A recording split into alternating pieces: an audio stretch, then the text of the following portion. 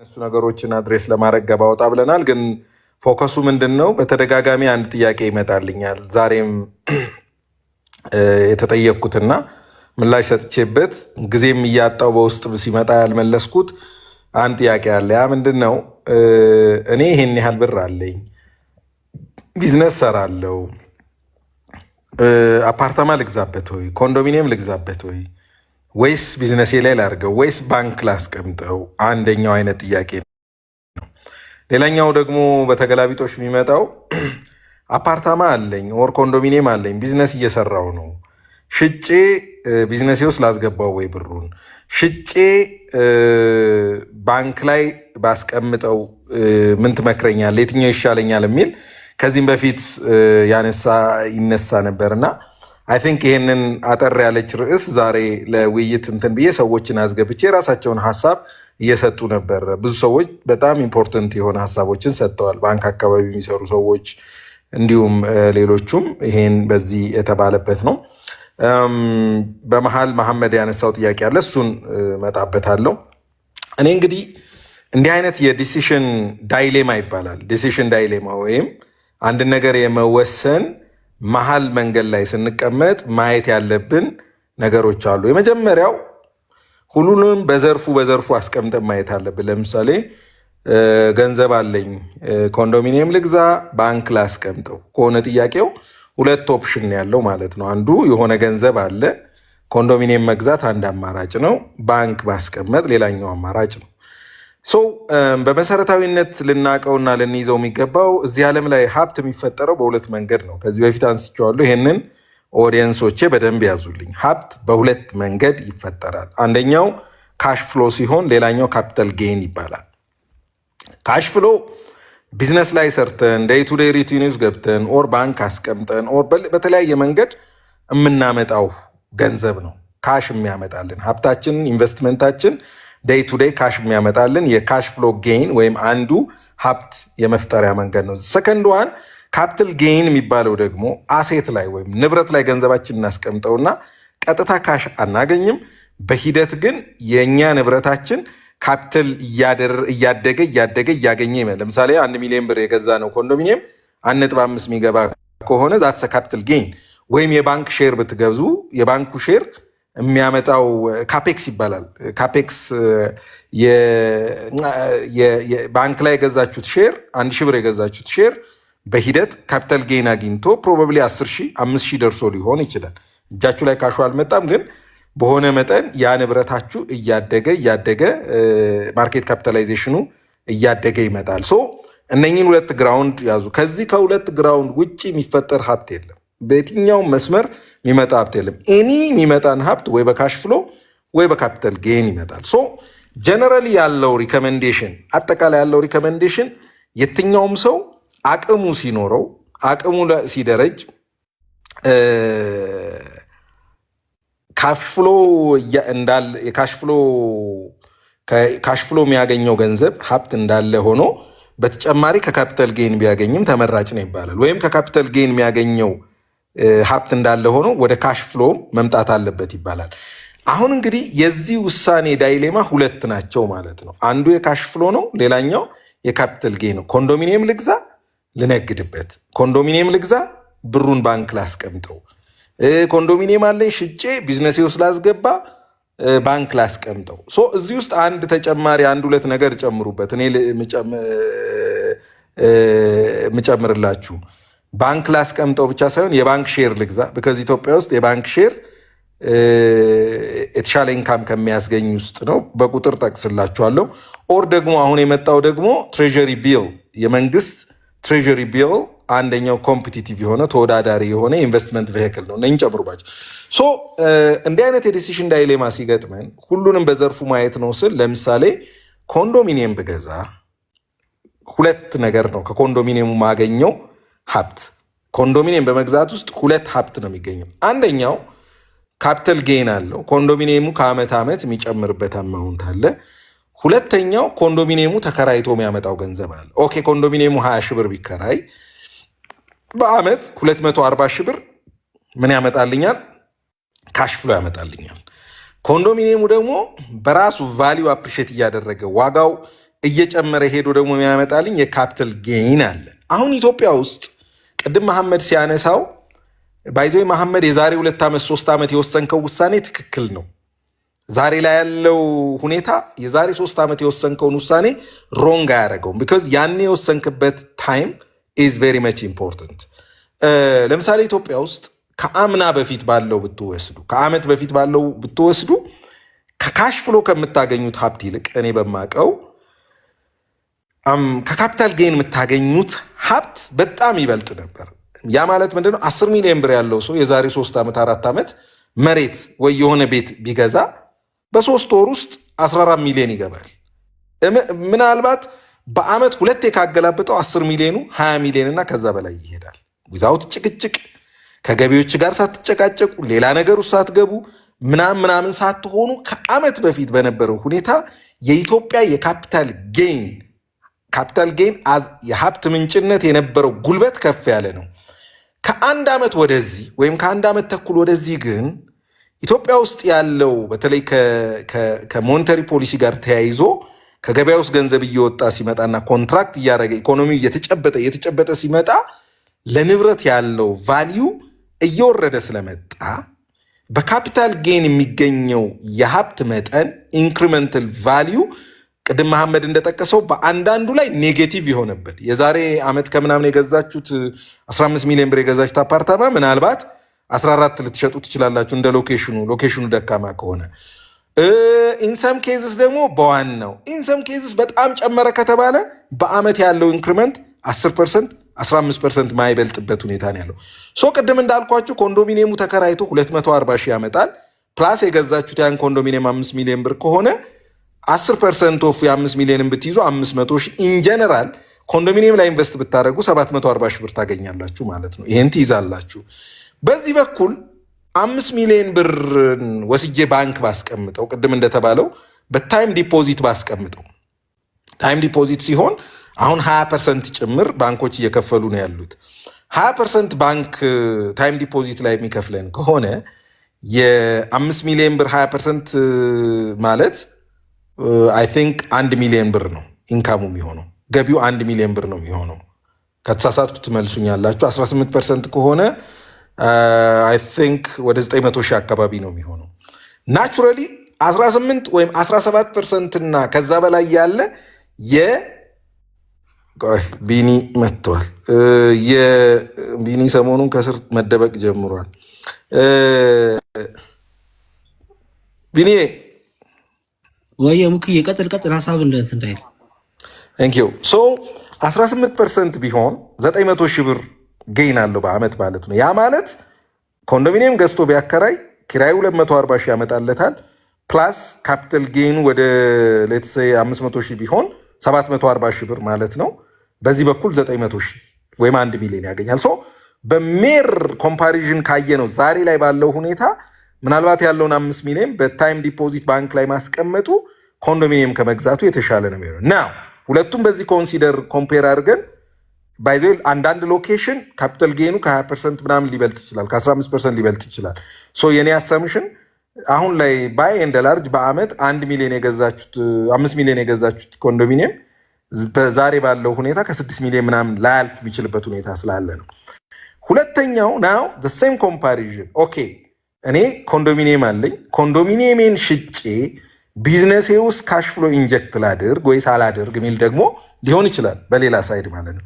በተመሳሳይ ቅድም እንዳልኳችሁ ሁለቱንም በዘርፉ ነው ኮምፔር የምታደርጉት። ኮንዶሚኒየሙ በመኖሩ ቅድም ሰርተነዋል፣ ኪራይ ያመጣል፣ ካፒታል ጌን ያመጣል። which is ካፒታል ጌኑ ማለት በሚቀጥለው ዓመት ኮንዶሚኒየሙን ልግዛው ብዬ ብል the same ኮንዶሚኒየም 5 ሚሊዮን የገዛሁት 6 ሚሊዮን ይገባል እንደማለት ነው። ናው ወደ ቢዝነስ ኢንጀክት ላድርግ ብላችሁ ስትሉ አንድ ማየት ያለባችሁ የቢዝነሳችሁን ሁኔታ ማየት አለባችሁ። ቢዝነሳችሁ አሁን ባለበት ሁኔታ የካሽ ፍሎ ችግር ካለበት፣ ገንዘብ እጥረት ካለበት አንድ ወይ ሁለተኛ የገንዘብ እጥረትም ሳይኖርበት ተጨማሪ ገንዘብ አግኝታችሁ ኤክስፓንድ ብታደርጉት ለኤክስፓንሽን ያለው ገበያ በቂ የሚሆን ከሆነ ኦኬ። ሁለት ሶስተኛ ኦኬ አሁን ካለኝ ሁኔታ በተጨማሪ ሌላ ብራንች መክፈት ሰክሰስፉል ያደርገኛል የሚል ኮንፊደንስ ካለን ወይ ደግሞ ሌላ ተጨማሪ ለዚህ ግብአት የሆነ የቢዝነስ ላይን ውስጥ ብገባ ለምሳሌ ስኬው መሀላችን አለ። ስኬው በዲያሪ ፋርም ነው የምታውቁት። አንድ ስቴፕ ወደኋላ ሄጄ ፊድ ላይ ልስራ ብሎ ሲያስብ ፊድ ላይ ብሰራ ለራሴም ሰፕላይ ያደርጋለሁ፣ ለሌላውም ሰጣለሁ። ሶ ለዚህ ካሽ ፈልጋለሁ ብለን ስናስብ ናው ምን አላችሁ ማለት ነው። ዜር ኢዝ ኤ ጄኒዩን ኒድ ፍላጎት አለ። የምን ፍላጎት? የአዲሽናል ኢንቨስትመንት ፍላጎት አለ ማለት ነው። ደን ኔክስት ፖይንት የሚሆነው ምንድን ነው መሰላችሁ? ቢዝነስ ላይ ቅድም ካደረግነው የባንክ ፊክስድ ሬት አናሊሲስ ትንሽ የሚለይ ነገር አለ። የባንኩ ሲሆን ታስቀምጣላችሁ፣ አንዴ በ20% ከተስማማ 20% በአመት ታገኛለ ፒሪየድ። እዚኛው ላይ ግን ሲሆን ቢዝነስ ላይ ግን ሲሆን ምን የምንለው ነገር አለ? ኮምፓውንድ የሚያደርግ ነገር አለ። ኮምፓውንድ የሚያደርግ ነገር ማለት ልክ ብሬን ቢዝነስ ውስጥ ስከት ማገኛት ትርፋለች። እሷ ብቻ ሳትሆን ኔክስት አሁን ያገኘዋት ትርፍ ኔክስት የምታመጣልኝ ትርፋል። አንዳንዴ እኮ ዝም ብላችሁ ብታስቡ እስቲ እዩት። አንድ ሰው ቤት እየገዛ ከሚሸጥ አንድ አሁን 500 ሺህ ብር የገዛውን ቤት ወይም 500 ሺህ ብር የገዛውን ዕቃ ለምን ረጅም ጊዜ አቆይቶ አይሸጠውም? በቃ አንዴ ሲሸጥ እኮ በዛው ጨምሮለታል። ምን ለማለት ፈልጌ ነው? አንድ ዕቃ ለምሳሌ ምን ልበላችሁ፣ አንድን ስልክ ዛሬ 500 ብር ገዝታችሁት ነገ 550 ከነገ ወዲያ 600 ከወር በኋላ 700 ከ3 ወር በኋላ 900 የሚገባ ከሆነ ለምን እየገዛ ሰው ይሸጣል? አሁኑኑ ይዞ አቆይቶ 700 የገዛውን 900 ለምን አይሸጥም ልትሉ ትችላላችሁ። ዘ ዲፍረንስ ኢዝ ኮምፓውንድ የሚያደርግ ነገር አለ ቢዝነስ ላይ። ያ ማለት አሁን 500 ገዝቼ 550 ሲሸጥ 50 ብር አትርፌያለሁ። 50 ብሯም ኔክስት ስራ ላይ ትገባና ሌላ ብር ታመጣለች። እንዲህ እያለ በኮምፓውንዲንግ ቢዝነስ ውስጥ የሚመጣው ኢንካም ጥቅም ትንሽ የሚባል አይደለም። ናው እዛ ጋር ኮንዶሚኒየም ገዝቼ ባስቀምጥ ሲቀመጥ የሚመጣው አለ። እዚህ ጋር ቢዝነስ ውስጥ ካሼን ባስገባው ሌትስ ሴይ ካሼን 5 ሚሊዮን ብሩን ቢዝነስ ውስጥ ባስገባው በአመት ውስጥ ሁለቴ ባገላብጠው አንድ የ10% ማርጅን ባገኝበት 500 ሺህ 1 ሚሊዮን ብር አገኛል። አት ሴም ታይም ደግሞ መጀመሪያ ያገኘኋት 500 ሺህ ሌላ ትርፍ ታመጣለች። ኤክስፓንድ አደርጋለሁ። እንዲህ ነው እንዲያ ነው፣ ቢዝነሴን አጠናክራለሁ፣ ብዙ ከስተመር ይዝበታለሁ፣ ጉድለቴን ሞላበታለሁ ስንል ያንን ብር አንስተን ወደ ቢዝነሳችን ውስጥ እናስገባለን። በት ሜክ ሹር ዳት ዩር ቢዝነስ ኒድስ ካሽ ፍሎ። ካሽ ፍሎ የማይፈልግ ከሆነ ገንዘቡ መጥቶ አሰች ማርጂናል ተጨማሪ የሚያመጣልን ነገር ብዙ ካልሆነ ቅድም ያልኳቸዋለን ናቹራሊ ምን ይመከራል? ኢቭንዞ ገቢያቸው ቢለያይም አንድ ሰው በሆነ በኩል የካሽ ፍሎ ገቢ ሊኖረው ይገባል፣ በሆነ በኩል ደግሞ የካፒታል ጌን ገቢ ሊኖረው ይገባል። ለምን? ኢን ቢዝነስ ምን መጽሐፍ ላይ እንዳነበብኩት መጽሐፉን ማስታወስ አቃተኝ። ምን ይባላል ያሳመነኝ ነገር፣ አንዳንዴ ፕሪዲክት ማድረግ ነገሮችን ከሆነ ነገር ተነስታችሁ ነው ዛሬ ወይም ትላንት ካለው ተነስታችሁ ነው ነገን ለማየት የምትሞክሩት። የምትስቱት ነገር ሊበረክት ይችላል። ስታችሁ ለምሳሌ ቅድም ያልነው አሁን የሚታየን የንብረት ዋጋ ብዙ ላይ ጨምር ይችላል ምናምን ብለን የምንለው በሆነ መንገድ ንብረት ወደ ላይ ቢወጣ ቦዝ ወይስ ታገኙታላችሁ ማለት ነው። አጋጣሚውን ትጠቀሙበታላችሁ ማለት ነው። ኤክስትራ መኒያችሁን ሁለቱም ቦታ ላይ ስላስቀመጣችሁ። ቢዝነሳችሁ ኤክስትራ ካሽ ያን ያህል ማይፈልግ ከሆነ አይ ውድ አድቫይስ ባላንስ የማድረግን በዚህም በኩል የካሽ ፍሎ ጌን እንዲኖረን፣ በዚህ በኩል የካፒታል ጌን እንዲኖረን ሁለቱም ሶርስ ኦፍ ዌልዝን ስናደርግ ባላንስድ የሆነ አካሄድ ልንሄድ የምንችልበት ሁኔታ የተሻለ ነው። ያን ስናደርግ ደግሞ አሁንም ካፒታል ጌን ስናደርግ ከኛ ስራ ጋር ሊሄድ የሚችል ለምሳሌ ነገ ፋብሪካ መክፈት የሚያስብ ሰው እኔ ዝም ብሎ G+3 G+4 ቤት ከሚገዛ ለመጋዘን የሚሆን ቦታ ገዝቶ መጋዘን ቢገነባ ወይም መጋዘን ቢገዛና ቢያከራየው ነገ ከሚያስበው ፕሮጀክት ጋር አላይንድ የሆነ ኢንቨስትመንት አደረገ ብለን እንላለን። እና አይ ቲንክ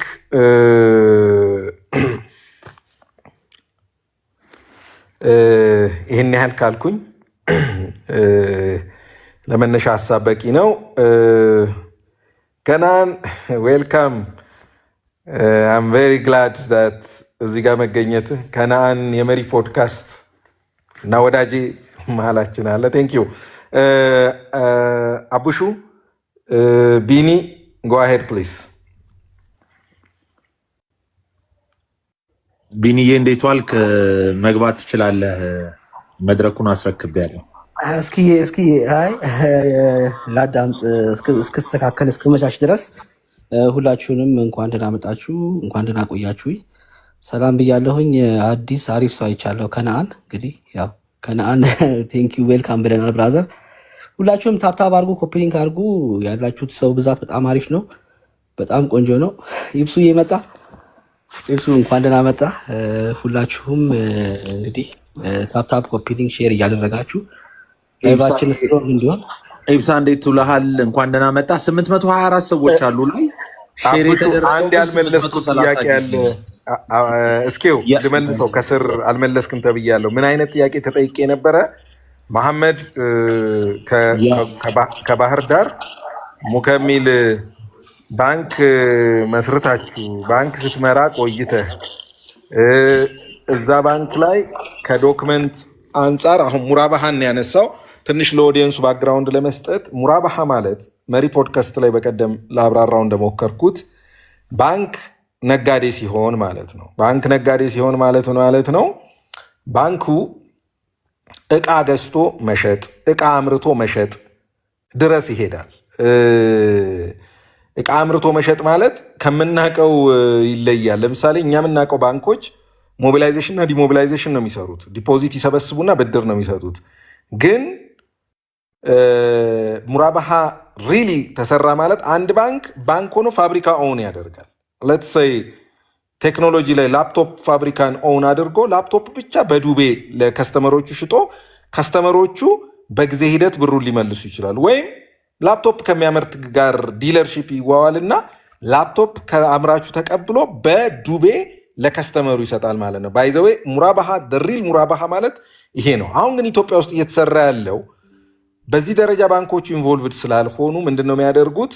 ሙራባሃ ሲፈቀድላችሁ ፒአይ ታመጣላችሁ፣ ፕሪፎርማ ኢንቮይስ፣ የዛን እቃ መግለጫ ከካምፓኒዎች ከሰፕላየሮች ታመጡና ያን ወረቀት ነው ባንኩ ይዞ ገንዘቡን የሚለቀው። ይሄ የሆነበት ምክንያት አለው መሐመድ።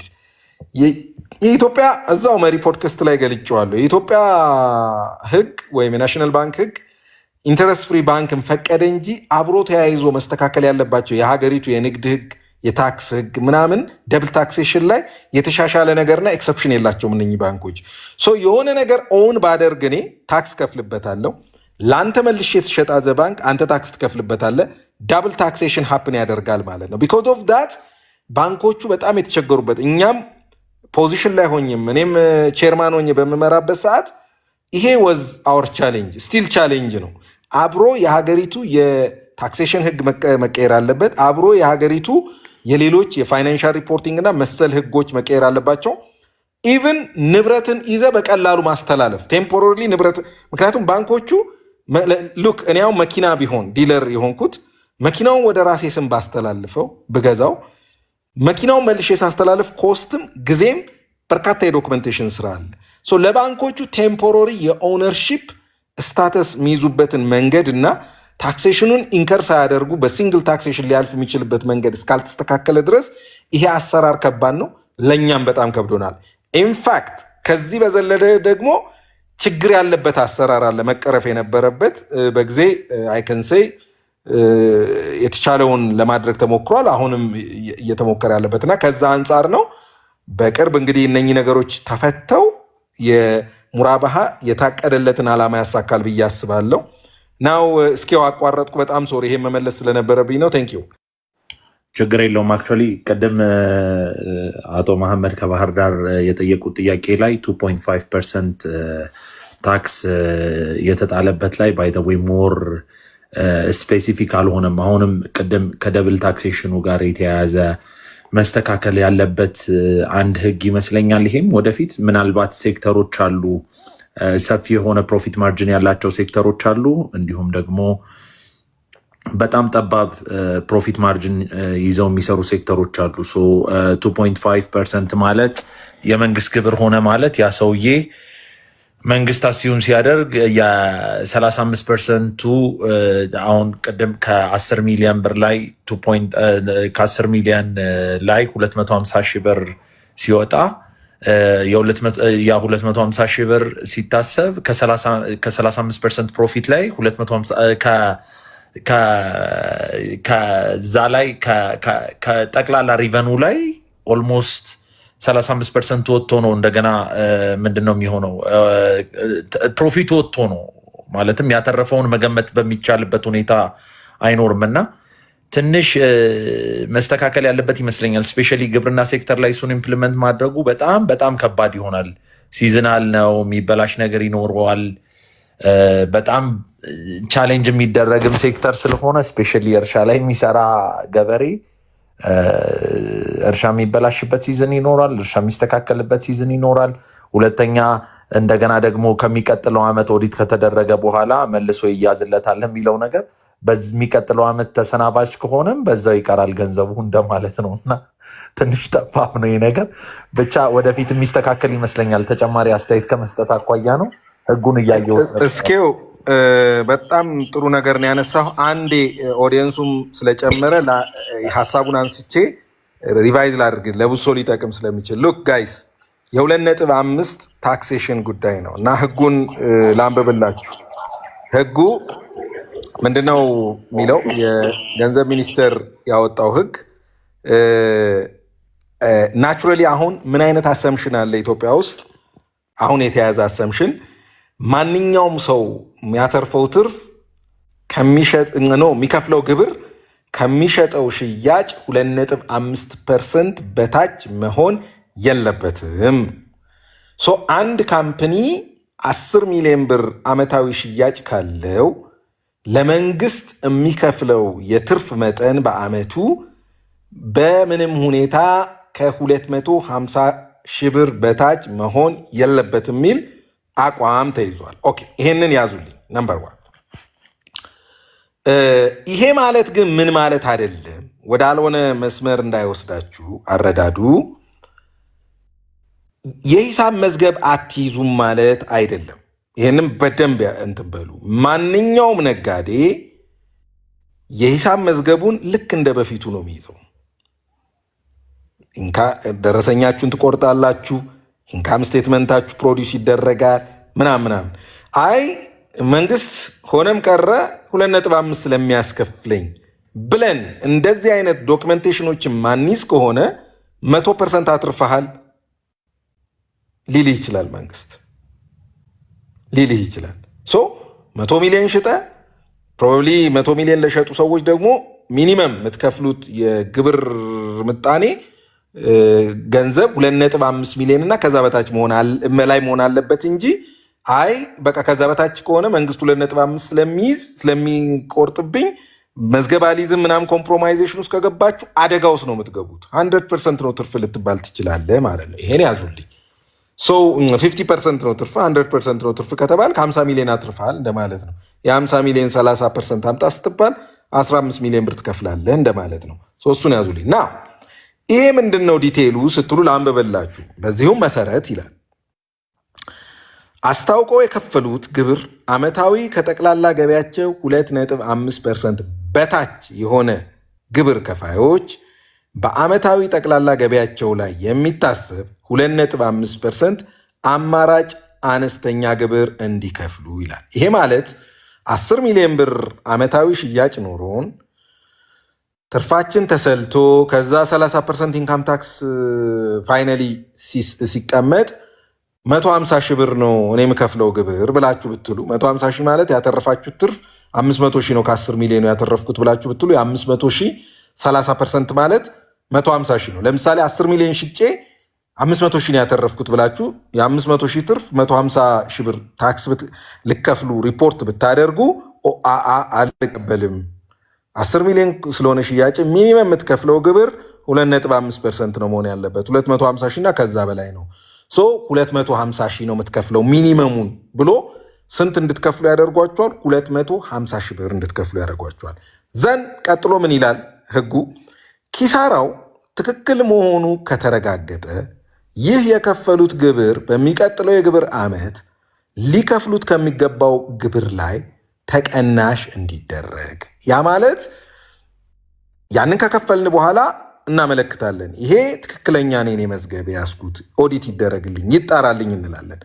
ተጣርቶ ትክክለኛ እኛ ያተረፍነው ትርፍ እውነትም 500 ሺህ ሆኖ የ500 ሺህ ላይ የሚገባን የሚጠበቅብን ግብር ክፍያ 150 ሺህ ሆኖ እኛ በሚኒመም 250 ሺህ ከከፈልን ያ ሲረጋገጥልን ተጨማሪ የከፈልናት 100 ሺህ ኔክስት ከምንከፍለው ግብር ላይ ተቀናሽ ይሆንልናል። ነገር ግን ሶስተኛ ህጉ ደግሞ የሚያስቀምጠው ነገር አለ። ምን ይላል? ተቀናሹ የሚፈቀደው በሚቀጥለው የግብር ዓመት የከፈሉት ግብር ከ2.5% በላይ በሚሆንበት ጊዜ እና ከዚያ በላይ ሊከፈል ከሚገባው ግብር ላይ እንዲሆን። ሶ ኔክስት ዓመት የምትከፍሉት ግብር ለምሳሌ ከ2.5% በታች ቢሆን ተመሳሳይ ሌትሰይ ሰከንዲርም ላይ 10 ሚሊዮን ብር ነው የሸጣችሁት 500 ሺህ ያተረፍኩ 150 ሺህ ብትሉ አሁንም ከ250 ሺህ ብር በታች ስለሆነ 250 ሺህ ክፈሉ ትባላላችሁ። ያ ማለት የአምና 100 ሺህ ተጨማሪ ከፍላችኋል። የዘንድሮን አሁንም ተጨማሪ 100 ሺህ ከፍላችኋል። 200 ሺህ ተጨማሪ ብር አላችሁ። እስከ መቼ ነው ይሄ የሚሄደው ካላችሁ ትርፍ መጠናችሁ ከሽያጫችሁ 2.5% እና ከዛ በላይ እስኪሆን ድረስ ዘሌትሴ ሶስተኛ ዓመት ላይ ትርፋችሁ ከፋለና 1 ሚሊዮን ብር ሆነ። 1 ሚሊዮን ብር ሲሆን ትርፋችሁ ያ ማለት 30% ታክስ ክፍያችሁ 300 ሺህ ነው የሚሆነው። 300 ሺህ በሚሆንበት ሰዓት ከ250 ሺህ ትከፍሉና ከዛ በላይ ያለችው 50 ሺህ የዛሬ 2 ዓመት የከፈልኩት 100 ሺህ አላግባብ የከፈልኩት ብር ላይ ተቀናሽ እየሆነችልኝ እየተጣፋች ኦፍሴት እየተደረገች ትሄዳለች ማለት ነው። ግብርን በሚመለከት ያለው ነገር እዚህ ጋር አንድ ጥያቄ አለኝ። ዛት ሚንስ ዚስ ይር ሰው ለምሳሌ ፎር ኤግዛምፕል አሁን ቀደም እንዳልከው 100 ሚሊዮን ብር ሆነ ሴልሴ ሶ ዲስ ይር 100 ሚሊዮን ብር ሴልስ ሆነኝና ነገር ግን ፕሮፊቴ ስቲል ከ2.5 ሚሊዮን ብር በታች ሆነ። ሶ በ2.5 ሚሊዮን ይታሰብና በሚቀጥለው ዓመት 2.5 ሚሊዮኑ ለአራት ተካፍሎ ያንንም እንድከፍል ይደረጋል፣ ይቀጥላል ማለት ነው። ሶ ዲስ ኢዝ በቃ የመጨረሻው ክፍያ እኔ ኢን ቢዝነስ ላይፍ ታይም 2.5 ሚሊዮን ሆኖ ቀረ ማለት ነው። ኤግዛክትሊ 100 ሚሊዮን ከሸጥክ ከዚህ በኋላ በቃ ይሄ የዚህ ዓመት ሴልስ የላይፍ ታይም የመጨረሻ ከዚህ በታች መውረድ አልችልም ማለት ነው። ኤግዛክትሊ ፖይንቱ ወደፊት ትርፍ ናቹራሊ ባይዘው በቢዝነስ ምንድን ነው እስኪው አዝ ዊ ግሮ ኦን የምናተርፈውም ትርፍ እየጨመረ ይሄዳል ነው አይደል ተብሎ የሚታሰበው። በዛን ጊዜ ግን እነኝን ነገሮች ስኮርህን እያስያዝክ ወደፊት ኦፍሴት እያደረግከው ትሄዳለህ እንጂ ከ2.5 በታች ማትረፍ አትችልም እንደማለት ነው። ያ ማለት እኮ በጣም ብዙ ኮንዲሽኖች አሉ። ማለትም ሴክተር ዋይዝ ነው። እኔ አሁን ኦልዌይስ ያው ሁሉም ወደ ራሱ ቢዝነስ ነው የሚመለከተው ዞሮ እና በጣም ብዙ ፋክተሮች ያሉበት ሴክተር ነው የኛ ሴክተር ታውቃለህ ሙኬ። ሌላ ሀገር በሰብሲዲ የሚቀጥል ቢዝነስ ነው እና በጣም አደገኛ ነው። ባይ ዘ ዌይ በጣም ብዙ ሰው ሊያወጣ የሚችል ነው ይሄ። እኔ ደግሞ ምን መሰለ አቡሹ ምልህ ሁለት ነገር ላንሳ። ህጉ እንደ ህግ ማለት ክሪቲሳይዝ መደረግ አለበት። እኔ ክሪቲሳይዝ እናደርገዋለን፣ ምንም ጥያቄ የለውም። በሴክተር መለየት አለበት። ቴክ ሴክተርን ከኮንስትራክሽን ሴክተር፣ ኮንስትራክሽንን ከአግሪካልቸር፣ አግሪካልቸርን ከትሬዲንግ አንድ አድርገ ማውጣት ኢትስ ኖት ራይት ብዬ ነው ማምነው። እሱ እንትን ይላል። አንድ የሚጠቅስ ነገር አለ። ጠቅላላ ገቢ ሲባል ለባንኮች፣ ለመድን ኩባንያዎች በኮሚሽን ለሚሰሩ የእቃቸው ዋጋ በመንግስት ለሚወሰን የስራቸውን ባህሪ ከግምት ውስጥ ያስገባ እንደሚሆን ይላል። ኖርማሊ ጠቅላላ ገቢን በጀነራል እዛው አርቲክል ላይ ምን ያደርጋል እሱና ሌላ ደግሞ ምን ይላል? አማራጭ አነስተኛ ግብር በአነስተኛ የንግድ ስራ ላይ የተሰማሩትን ደረጃ ላይ እንደማይመለከት ይላል። ሶ ኳሊፋይ ለማድረግ በስሱ የተሞከረ ነገር አለ። ዲቴይል ሊወጣ ይችላል። ሲታይ የሚስተካከል ነገር ይኖረዋል። እንደ ነጋዴ ግን ምንድን ነው የምናደርገው? ሎክ አንድ ነገር ላንሳ እዚህ ጋር አይ ቲንክ የሺፍኬራ ይመስለኛል ሺፍኬራ ኦር እንትን ካልኩኝ ታርሙኝ አላችሁ። አሁንም ሂትማፕ ያስቀምጣል። ዘ 7 ሃቢትስ ኦፍ ሰክሰስፉል ፒፕል እንትን ያደርጋል። ሂትማፕ ሲያስቀምጥ ሂትማፑ ምንድን ነው? እንደ ነጋዴ ማወቅ ያለብን ፓወር ማፕ አለ ይላል። ይሄ ፓወር ማፕ ማለት ምንድነው? አንድ ሰው ቢዝነስ በሚሰራበት ሰዓት there are areas ኢንፍሉወንስ የምናደርገው፣ there are areas ኮንትሮል የምናደርገው፣ there are areas ኮምፕላይ የምናደርገው ይላል። አዎ ኮቬ ነው፣ ስቴቨን ኮቬ። ሶሪ አረጀው መሰለኝ ባይዞ ያነበብኳቸው መጽሐፎች ይደበላለቁብኝ ጀምረዋል። እርጅና ነው፣ ይቅርታ። ስቴቨን ኮቬ እንደ ነጋዴ ሶስቱን ነገር መለየት ያስፈልጋል። አንደኛው ኮምፕላይ የምናደርገው ለምሳሌ ግብር ምናምን ኮምፕላይ የምናደርገው ነው። አቡሽ መንግስት ያወጣውን ህግ ኮምፕላይ እናደርጋለን። ፕላስ ኢንፍሉወንስ ለማድረግ እንሞክራለን። ለምሳሌ እዚህ ላይ ዲያሎግ እያደረግን አንድ ርዕስ ይዘን እናወራለን። ዛሬም ያላነሳሁት ለምንድን ነው ነገ ሴታፕ እናደርገውና እኛ እንዴት እንሄድበት የሚለውን እናወራለን።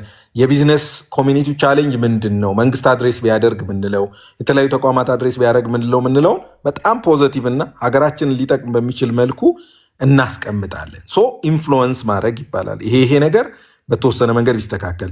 ዴር አር ኤሪያስ ዊ ኮንትሮል የምናደርጋቸው ደግሞ በውስጣዊ የሆኑ ጉዳዮች፣ ለምሳሌ ፕራይስ ሴት ማድረግ፣ ኢፊሽንሲ ኦፍ ፕሮዳክሽን፣ የሰራተኛ ብቃት ምናምን አንተ ኮንትሮል የምታደርገው አንተ የምታርመው ነው። ሶ የግብር ጉዳይ ኢትስ ኮምፕላይ አት ደ ሴም ታይም በሆነ መንገድ ኢንፍሉወንስ። እስከዛ ሰከንድ ፖይንት ላነሳልህ ነው አቡሹ። ናው አንተ አግሪካልቸር ነው እየሰራ ያለው። አግሪካልቸር መርጅን ዋይስ አደገኛ እንደሆነ ያስታውቃል። ማለት በጣም ቻሌንጅ አለው። ሰው እንዲፈራው አይደለም። ጥሩ የፊውቸር ቢዝነስ ነው ብዬ ነው ማስበው። እነ ቢል ጌትስ ጭምር እየገቡበት ያለ ቢዝነስ ነው። ግን ደግሞ የራሱ የሆነ ቻሌንጅ አለው። እኔ ለአንተ አሁን ምነግርህ ከወዲሁ በደንብ ማሰብ ያለብህ ነገር አለ። ቢዝነስህ ላይ ፕሮፊታብል የሆኑ ተጨማሪ ላይኖችን ማሰብ አለብህ። ትሬድ ሊሆን ይችላል ኦር ሰምቲንግ ሊሆን ይችላል። ዘሴም ላይሰንስ ውስጥ ሰብ ላይን አውጥተህ ማለት ነው። ለምሳሌ የአግሪካልቸራል ኢንፑት ኢምፖርት ኤንድ ዲስትሪቢሽን ሊሆን ይችላል። ኦር ዲስትሪቢሽን ከሆነ ካምፓኒ ጋር መስራት ሊሆን ይችላል። ሶ ምን ይሆናል? አንደኛው ፕሮፊታብል የሆነው ሴግመንት ኦፍ ዩር ቢዝነስ በተወሰነ መንገድ ሊፍት አፕ ስለሚያደርግ አትጎዳም። 2.5% በመሆኑ ለምንድን ነው ይህን የምታደርገው? የግብር የህግ የምናምን ጉዳይ ላይ ኮምፕላይ ማድረግ ግዴታችን ስለሆነ ማለት ነው። እችን ልጨምርልን ነው አቡሽ።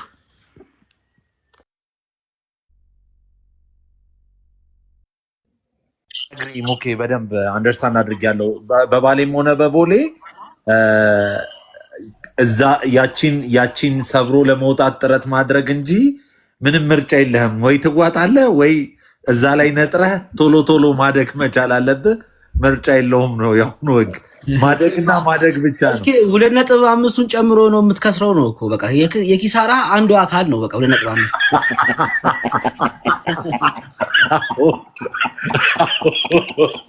የመርካቶ ሰው ታያለ አይደል? በቃ አጭር አማርኛ። ግን እኔ በነገራችን ላይ ሶሪ ሌት ሆኜ ስለገባው አፉ በሉኝ። ይኸውላችሁ ወንድሞቼ አንድ ነገር ማስቀመጥ ፈልጋለሁ እዚህ ጋር። እነዚህ ነገሮች ህግ ናቸው። አንዳንድ ጊዜ እራሳቸውም እኮ ለመጀመሪያ ጊዜ እኮ የሚሞክሩበት ጊዜ እኮ ነው። ገና ብዙ ነገሮች ይመጣሉ። ፎር ደ ፈርስት ታይም እኮ አፕላይ የሚደረግብን አሁን አይደል? ዘንድሮ የሂሳብ መዝገብ አያያዛችንን በጥንቃቄ እንያዝ። ከዛ በኋላ የሚቀንሰውና የሚጨምረውን በትክክል ካወቀን እንትን ፑር ዳድ ሪች ዳድ ላይ ምን ይላል? ታክስ ሰውን ሀብታም ያደርጋል ይላል። ይቅርታ አድርጉልኝ እንደዚህ ስል በሌላ ኮኖቴሽን እንዳትወስዱት። እዚህ ላይ አይደለም ፎከስ ማድረግ ያለብን። እስኪ አሁን እኔ እዚህ ጋር በጣም ነው የፈራውና አትፍራው። ለምን መሰለ? እሱን የሚተክ መጨረሻ ላይ ሙኬ ያስቀመጠው ነገር አለ።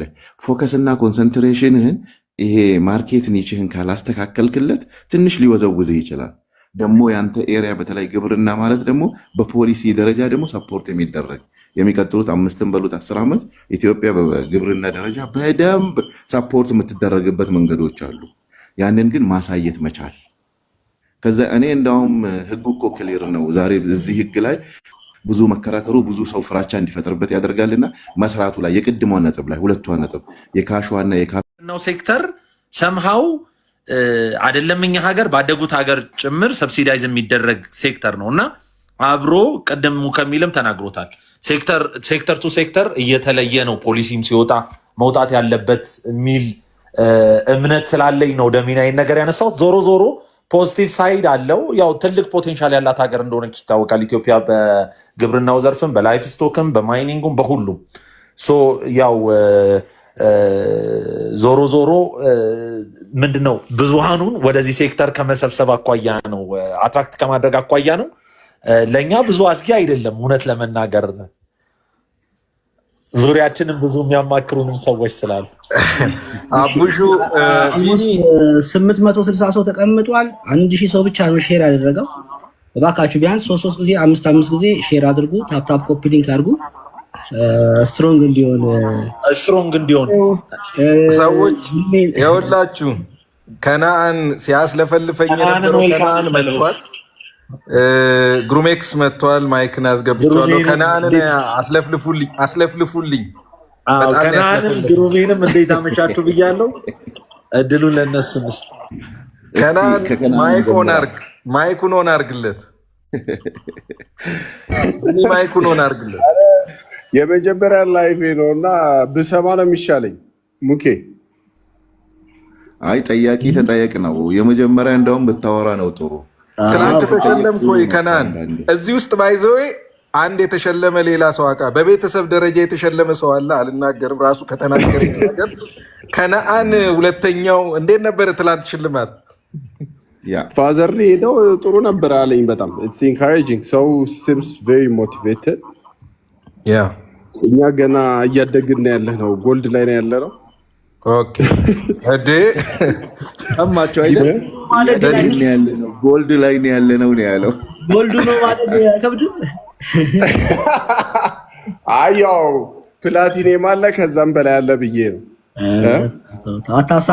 እኮ ከነአን በፕላቲኒየም ደረጃ ያሉትን ብታያቸው ኢንስቲትዩሽንስ ናቸው። ባንኮች፣ ኤርላይንስ፣ ቴሌ ምናምን እና ፕራይቬት ሴክተር ላይ ኮንሲስተንትሊ እዛ ላይ የተገኙት ኦልሞስት ኒል ነው ማለት ይቻላል። ግን ጎልድ ኢዝ እንትን ባይ ዘ ዌይ ሙኬ ጎልድ ራሱ ከ260 ሚሊዮን እስከ 600 ሚሊዮን ብር ግብር የከፈሉ ናቸው እና ሰምሃው አታሳኩን። ኧረ ተው ግን ከባድ ወሬ ስለያዛችሁ ነው ዝም የሚያልኩት ስለ ታክስ ስለሆነ ያም ወሬ ነበረ። የቡና ኤክስፖርት ሲወራ የቡናን ለመመለስ ዝግጁ ነኝ። ሌላውን ነው እንጂ እሱም ለመሐመድ ከቻልክ ኤክስፕሌን አድርግለት ከአከፋፈልና ከሁኔታው አንጻር ከገባህ። ከምን አንጻር? የታክሴሽኑን ከእናንተ አንጻር ነበር ጥያቄው የተነሳው። ይሄ የ2.5 እሺ ጥያቄ የተነሳው የቡናው ከባድ ነው። ደግሞ ከባድ አመት ላይ ነው የሆነውና አይ ዶንት ኖ እንዴት እንደሚሆን ሆነስሊ ቢካዝ ያለፈው አመት በጣም ትልቅ በሀገሪቷ ትልቅ ፕሮዳክሽን የነበረበት አመት ነው። አሁን ይህንን አመት ከወሰድክ በጣም ከአምናው በጣም በተለይ ወደ ደቡብ አካባቢ ዝቅተኛ ፕሮዳክሽን ነው እየተጠበቀ ያለውና ከዛ አንጻር አይ ቲንክ ለድርጅቶቹ እንትን የሚያደርግ ይመስለኛል። አትሊስት ይሄ እኔ አም ቤቲንግ ትንሽ አሁንም ከረንሲው ከጨመረ አትሊስት ረቨኗቸው ሊጨምር ይችላል የሚል ሀሳብ አለኝ። ግን ሌላው ዘንድሮ ትንሽ የቀነሰ ይመስለኛል ጀነራሊ ቡና ኢን ተርምስ ኦፍ ፕሮዳክሽን። ከነአን የ3 ወር ሪፖርቱ አይተዋል አይደል? የአንድ ወር 500 ምናምን ሚሊዮን የሚለውን የዛሬውን ሪፖርት እሱ ምን መሰለ ዊር ስቲል ኤክስፖርቲንግ ያው በጣም ብዙ እንትን ያላለ ኦቨርላፕ ያደርጋለ። ሁሉም ሰው በዛች 3 ወር ከኤፕሪል እስከ ጁላይ ባለው ጊዜ ስለሚያወጣ ስቲል አውጥቶ አይጨርስም ቡናዎቹን። ከአምና ክሮፕ የቀረውን ስቲል እያወጣ ነው ሁሉም ኤክስፖርተር ማለት ነው። ስለዚህ በዛ በአምናው ያለ ትኩሳት ነው እስካሁን ኦቨርላፕ ያደርገው። አዲሱን ክሮፕ ፕሮባብሊ ከጃንዋሪ ፌብሩዋሪ በኋላ ነው ማየት የምንጀምረው ነምበሮቹን። አሁን ያለው ነምበር የአምና የተሰበሰበ ቡና ቁጥር ነው ማለት ነው። ለዛ ነው እንግዲህ እንግዶቻችን እዚህ ውስጥ የምታያቸውን ሁሉም ይጠቅማችኋል ብዬ አስባለሁ እና ፎሎ አድርጓቸው። ታፕታፕ ኮፒ ሊንክ ማድረጋችሁንም አትዘንጉ። እስኪ ሚኪንም ግሩሜንም እንኳን ደህና መጣችሁ እያልን ነው። ቢኒ እኔ 2.5 ላይ ግሩሜ ሀሳብ እንዲያነሳ ሀብታሞችን አይመለከትም የሚል ኮኖቴሽን እንዳይኖረው እዛ ላይ የሆነ ነገር ቢለን ደስ ይለኛል። እዚህ ውስጥ ያው ወጋ ወጋ እየተደራረጉ ማውራት የነፃነት ደረጃችንም ከፍ ያደርጋልና ግሩሜ እዚህ ላይ እንግዲህ ከአንተ ጀምር ያለውና እንግዲህ ስራዬ ያወጣኝ ቀጥሎ ወደ እኔ ካዞርከው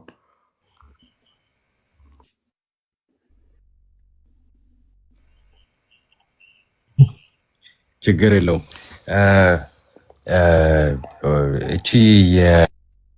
እቺ ሚኒመም ኦልተርኔቲቭ ታክስ የምትባለዋ ነበረች አይደለ? 2.5% የሚባለው ያ ግሩሜ አልተርኔቲቭ ታክሱ ነው። ይሰማል? ኦልተርኔቲቭ ናት።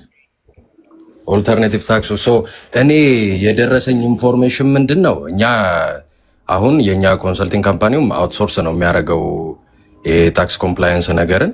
ፍናን ፔይም አውትሶርስ ነው የሚያደርገው። እንደውም ፍናን ገና መጀመሩም ስለሆነ ገና ይህንን ታክስ አከፋፈሉ ጋር ብዙ እንትን አላለም። ባት የተረዳሁት ነገር እኔ እንግዲህ ህጉንም ሳነበው ምናምን ኢትዝ በሂሳብ መዝገብ የሚታየው ትርፍ እና እቺ 2.5% ኦፍ ተርኖቨር ወይም ሴልስ ኮምፔር ይደረጉና ዊችኤቨር ዋን ኢዝ ሃየር ነው የሚከፈለው። ከፍ ያለውን እንደሚያስከፍሉ ነው እኔ ያለኝ አረዳድ። ሜቢ ፋም ሮንግ ኮሬክት ታደርጉኛላችሁ። ምክንያቱም ታክስ አንደርስታንዲንግ ኢዝ ራይት ግሩሜ፣ ትክክል ነው። አንደርስታንዲንግ ኮሬክት አይደለ? ኮሬክት ያ። እዚህ ጋር እኔ አሁን እንደውም ሀሳብ አርጌ ማንሳት የምፈልገው ነገር ምንድን ነው፣ እስፔሻሊ አሁን ፕላቲኒየም እና ከዛ በላይ የተሸለሙት ጎልድ የተሸለሙት ወዘተ ዛር ቢግ ቢዝነስስ እና ቢግ ቢዝነስስ መሆናቸው ብቻ ሳይሆን ሞስት ኦፍ ዘም ፒኤልሲ እና ሼር ካምፓኒስ ናቸው። ሰም ኦፍ ዘም አር ኤስኦኢስ ልክ እንደ ኮመርሻል ባንክ ኦፍ ኢትዮጵያ እና እነዚህ እንትኖች እነዚህ ተቋማት ዩዥዋሊ አይ ቲንክ ሙኬ አንተ በደንብ ይሄንን ታውቀዋለህ፣ ዴሎይት ሰርተህ ስለምታውቅ ባት እንደነሱ አይነት የኢንተርናሽናል የኦዲት እና የታክስ ኮምፕላየንስ አድቫይዘሪ ፈርምስን ይጠቀማሉ። በእኛ ሀገር ደረጃ እኔ እስከማውቀው ድረስ ዘርዝ ዴሎይት እና ሌሎቹም ከቢግ ፎር አይ ቲንክ ኤርነስት ኤንድ ያንግ ወጥቷል መሰለኝ። ኬንያ ነው አሁን ኢስት አፍሪካ እንትኑ ያለው። ኬፒኤምጂ ሴም ቲንግ። ዴሎይት ኢንቨስትመንት አድቫይዘሪው መጣ በት አይ ዶንት ኖ ኢፍ ዴሎይት ራሱ እዚህ ፕሬዘንስ ይኑረው አይኑረው አይ ዶንት ኖ በት ግራንት ቶርንተን የሚባል አለ፣ ፒኬኤፍ የሚባል አዲስ የገባ አለ እና እነዚህ እንትኖች አሁን በእኛ ሀገር ብዙ ጊዜ የተለመደው ነገሮችን ውስጥ መስራት ነው። ራሱ ድርጅቱ ነው ሃንድል የሚያደርገው የታክስ ኮምፕላየንስ ነገሮችን፣ ፋይናንሻል ማኔጅመንቱን ቲንግስ ኦፍ ዛት ኔቸር። ግን እየተመለከትኩኝ የነበሩት ከተሸለሙት መካከል ሰም ኦፍ ዘም አር ሪሊ ቢግ እና እነሱ እንደው ያው ኮንፈርም ያደረግኩት ነገር ባይኖርም እነዚህን ስፔሻሊስቶች የሚጠቀሙ ይመስለኛል እና አይ ቲንክ እድገትን ያማከለ ቢታሰብበት ስፔሻሊ አሁን እዚህ መካከል በጣም በርካታ ኢንተርፕረነርስ አሉ፣ ጥሩ ገቢ በአመት የሚያገኙ የሚከፍሉም ትልልቅ የሚባል ግብር የሚከፍሉ በመካከላችን አሉና ይህንን ነገር አይ ቲንክ ኮንሰልታንት ኢንጌጅ ማድረግ አገራችን ላይ በደንብ መለመድ ያለበት ነገር ነው ብዬ አስባለሁ እና ነገሮችንም ከጅምሩ ስትራክቸር አስይዞ መሄድ፣ ኮምፕላየንስን በደንብ መስራት አይ ቲንክ በጣም ረዥም ርቀት የሚወስድ ነገር ነው እና አሁን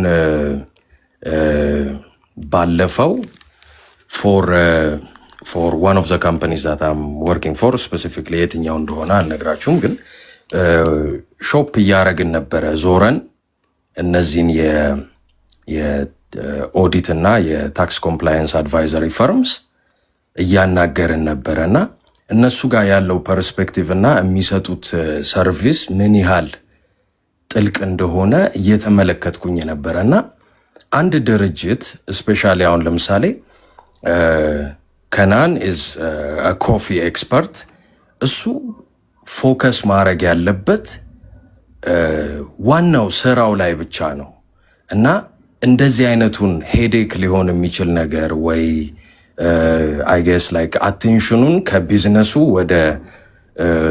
ወደ ሌላ ነገር ሊወስደው የሚችለውን ነገሮች አውትሶርስ ማድረግ ሊፈልግ ይችላል እና ያ ነገር አገራችን ላይ ብዙ የተለመደ አልመሰለኝም። ግን ለነገሩ ዘፈርምስ ራሳቸው በጣም ኢንቲሚዴቲንግ ናቸው። የምትጠብቁትም ቁጥር ይጠሩላችኋል በአመት ይህንን ሰርቪስ ፕሮቫይድ ለማድረግ ብላችሁ የምትጠብቁት በጣም ኢትስ ሂውጅ ባት ልክ ቀርባችሁ ስታናግሩ ኢኒሻሊም የሚሰጧችሁ ፊገር ከዛ በኋላ ደግሞ ምን ያህል ኔጎሽየብል መሆኑ ምናምን በጣም ሰርፕራይዚንግ ነው እና እኔ በዚህ አመት ትልቅ እንግዲህ ገና ከአመቱ መጀመር የወሰድኩት ሌሰን ምንድን ነው? ነገሮችን ለስፔሻሊስቶች መተው አንዳንድ ጊዜ ጥሩ ነው እና ታክስ ራሱን የቻለ ሙያ ነው። አንድ ሰው ኢኮኖሚስት ስለሆነ ወይ አካውንቲንግ፣ ፋይናንስ፣ ኮርፖሬት ገቨርነንስ ባክግራውንድ ስላለው የታክስ ስፔሻሊስት ይሆናል ማለት አይደለም እና እዛ ላይ በደንብ ስፔሻላይዝ ያደረጉ ሰዎችን በድርጅት ደረጃ ኢንጌጅ ማድረግ ስፔሻሊ ከተቻለ ደግሞ ከጅምሩ ቢሆን አይ ቲንክ ጥሩ ይሆናል ብዬ አስባለሁ። እንግዲህ ሀሳብ መስጠት የምፈልገው ይሄንን ነው።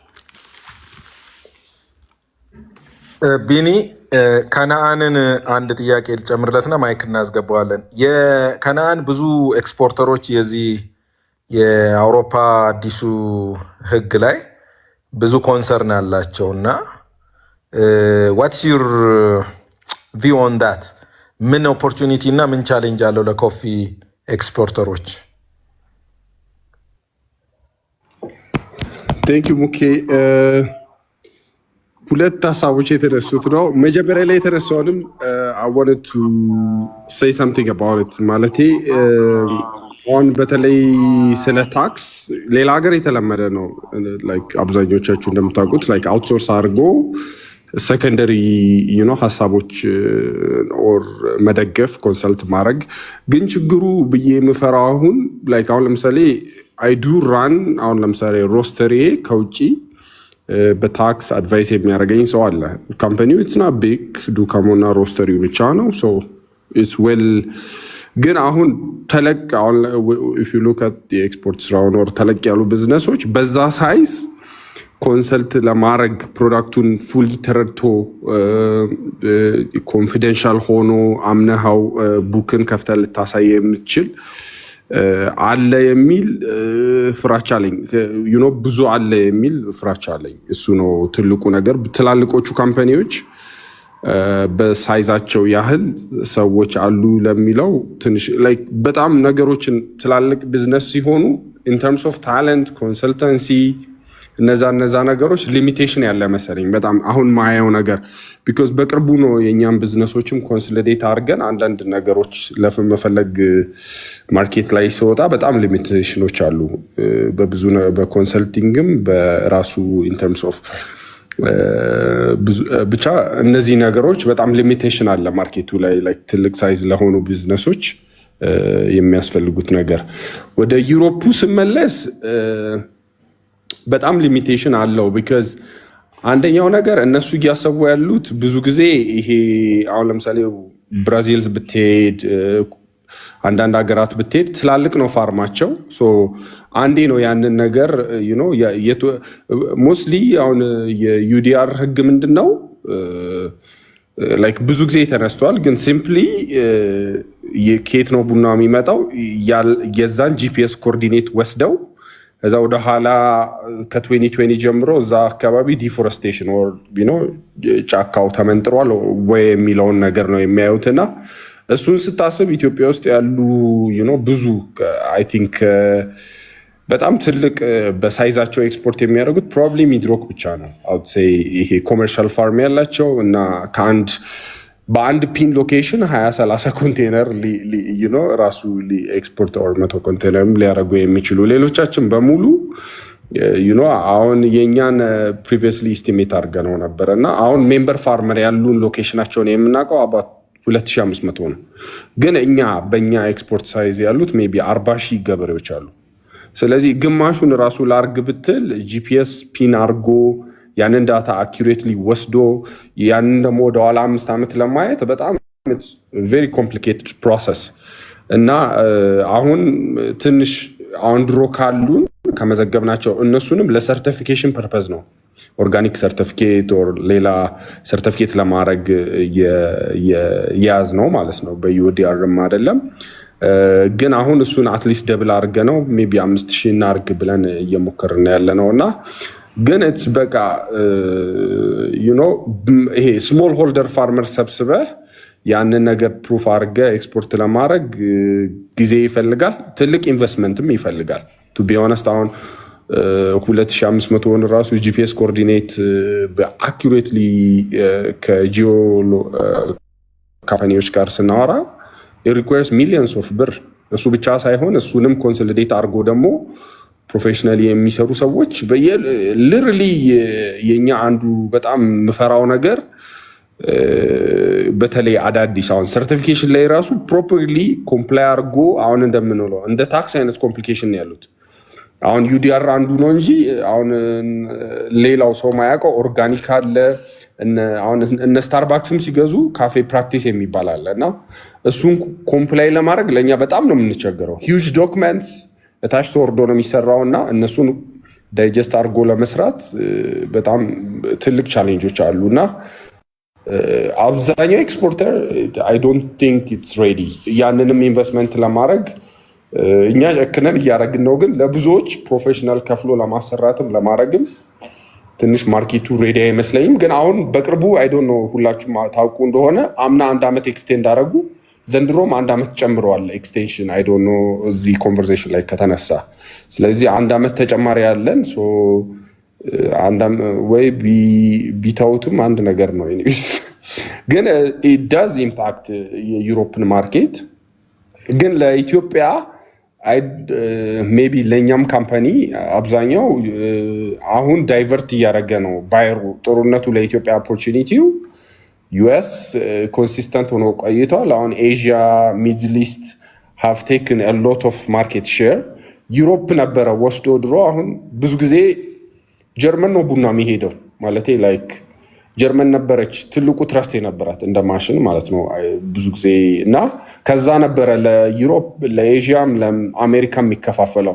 አሁን ዳይሬክት ትሬድ ሞር ፕሮሞት መደረግ ሲጀምር ወደ ያንን ማርኬት ሼር ዩሮፕ አጥተዋለች። ስለዚህ አሁን ለራሳቸው ነው ኮንሱም የሚያደርጉት። ያም ኤክስፔንሲቭ እየሆነ መጥቷል። ግን ያችንም ቢሆን ማርኬት ሼር ማጣት ኢትዮጵያ የለባትም አት ኤንድ ኦፍ ዘ ዴይ እና የዩሮፕን ማርኬት ኢምፓክት ያደርገዋል። ግን የዛሬ 10 ዓመት 15 ዓመት ቢሆን ኢምፓክቱ ሂውጅ ነው። ቢኮዝ በጣም ትልቅ ባይንግ ፓወር ያላት ዩሮፕ ናት። አሁን እንደ ድሮ ባይሆንም ስቲል ዩሮፕ ስቲል ሃዝ ኳይት ቢግ ማርኬት ሼር። ይህንን ነው ማነሳው። ቴንክ ዩ ቢኒ። ኦቨር ቱ ዩ። ማይክ አለ፣ ደሚና አለ። ማይክን እናስቀድመውና ወደ ደሚና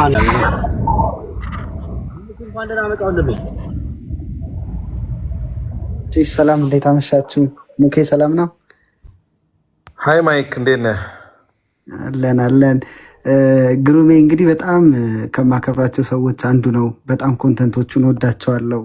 በጣም ቲክቶክ ተስገብግቤ የምገባው አንዳንዴ እሱን ለማየት ነው። ራሱ አንዳንድ ኢንፎርሜሽኖች ከሱ ወስዳለሁ እና አንድ ፊልድ ብለን አይ ቲንክ እኔም ኢኮኖሚክስ ነው የተማርኩት እና ትምህርት አንዳንዴ ከጨረስከው በኋላ ራስን አፕዴት ማድረግና ማንበብ እንደሆነ ግሩሜ አንድ ማሳያ ነው እና ፕሊስ ፎሎ አድርጉት፣ ኮንተንቶቹን ተከታተሉ። በጣም አሪፍ ኮንተንቶች ይሰራል። አይ ቲንክ የታክሴሽኗ ኢሹ ላይ እኔ እንደውም ከጋቨርንመንት ውጪ እንደውም ለነጋዴውን ቤኔፊሻል ነው ብዬ አስባለሁ። ሙኬ ለምን ብትል አንድ የገጠመ ኬዝ ነበረ እና በጣም በአጭሩ አድርጌ ላውራ። ያ ኬዝ ምንድን ነው? አንድ ልጅ ኢምፖርት እንትን ውስጥ ይገባል። ካፒታሉ በጣም ትንሽ ባይሆንም ያው መጠነኛ ካፒታል ይዞ ነበር የገባው እና ልክ እሱ እቃ አስጭኖ ማምጣት እንደጀመረ ዶላር ፍሎት ይሆናል ማለት ነው። የካርጎም ደብል ይሆናል። እንደገና ቀረጥም ልክ እንደዛው እንደምታውቀው አሰራራቸው ላይ ይጨምራል እና እንደዛ ሆኖ እሱ ያስገባበት ሂሳብና ከረንትሊ ማርኬቱ ላይ የሚሸጠው ሂሳብ አይቀራረብም እና ልጁ እንዳልኩ ስቶክ ራሱ በደንብ መያዣ ብዙ ካፒታል አልነበረውም እና በኋላ ላይ ትንሽ ብር እየተያዘ በማርጅን እንዲሸጥ ተደረገ። ልክ በትንሽ ማርጅን ከተሸጠ በኋላ ከገቢዎች ጋር ጭቅጭቅ፣ ምድረው ጭቅጭቁ አትሊስት አንድ ነገር 30% ማርጅን ተይዞ መሸጥ አለበት የሚል ሀሳብ ከገቢዎች ይመጣል።